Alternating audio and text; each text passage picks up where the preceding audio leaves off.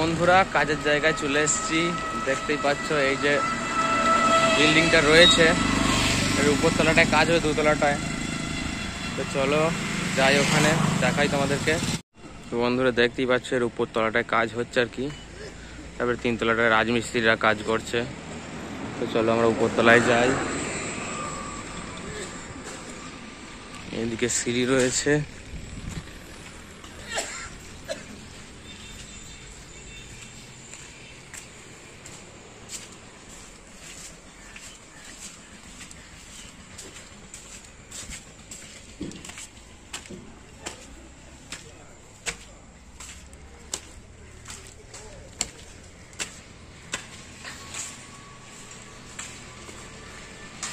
এদিকে আমাদের পাইপ পড়ে রয়েছে।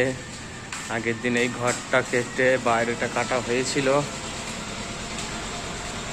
তারপরে পালিয়ে গেছিলাম আবারও অন্য কাজ করতে। আজকে এই ঘরটা এদিকে বাইরে কাজ করা হবে। মেশিন ফ্যাশিন এসে রেডি করা হলো।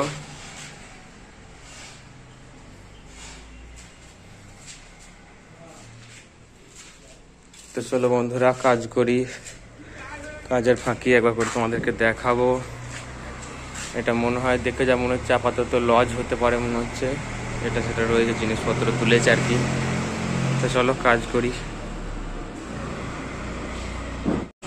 বন্ধুরা আজকে আমরা এই কাজটা করলাম, আপাতত আমি বাড়ি যাচ্ছি, আর এক জায়গায় কাজে যেতে হবে।